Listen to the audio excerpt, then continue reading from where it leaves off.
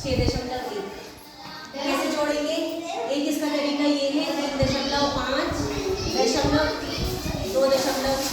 जब भी जोड़ेंगे तो ये ध्यान रखिएगा, दशमलव के सामने दशमलव आना चाहिए, दशांश के सामने दशांश, सहस्त्रांश के सामने सहस्त्रांश और शतांश के सामने शतांश और इकाई के सामने इकाई। ठीक है, इस प्रकार से हम संख्याओं को जोड़ते हैं। 6 5 11 किए, हासिल किए, 3 2 5 और 1 6 और दशमलव जहाँ है वहाँ दशमलव लग जाएगा।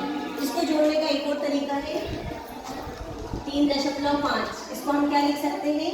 3 इकाई और 5 दशांश। 5 का दशमलव के बदले और 1 अंक के बदले 0। इस 0.5 को 5 दशांश क्या लिखेंगे? 5 दशांश। इसके बाद 2.6 इसको लिखेंगे 2 इकाई पूर्ण और 6 दशांश। इसको जोड़ेंगे 3 और 2 6 5 11 होंगे बटे 10 और यहाँ पे 3 और 2 5। ठीक है, अब यहाँ से 10 एक इकाई बाहर ले लेंगे तो ये हो जाएगा 6 और कितने बचे?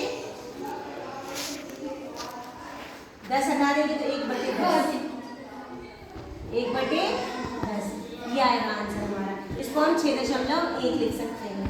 1/10 मतलब 0.1। ठीक है, चलिए अब एक तरीका तो ये है 5.6 घटाने का चिन्ह 2.3। दशमलव के सामने दशमलव आना चाहिए, दशांश के सामने दशांश, शतांश के सामने शतांश और सहस्त्रांश के सामने सहस्त्रांश, इकाई के सामने इकाई।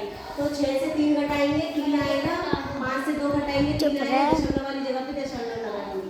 दूसरा तरीका ये है 5.6 को हम लिख सकते हैं 5 इकाई 6 दशांश। 5 इकाई 6 दशांश और 2.3 इसको लिख सकते हैं 2 इकाई 3 दशांश। और जब हम घटाएंगे तो 6 से 3 घटाएंगे 3 आएगा 3 दशांश और 5 से 2 घटाएंगे तो 3 आएगा। इसको लिख सकते हैं 3.3। आ रहा है समझ में? इस प्रकार से दशमलव वाली संख्याओं को हम घटाते और जोड़ते हैं।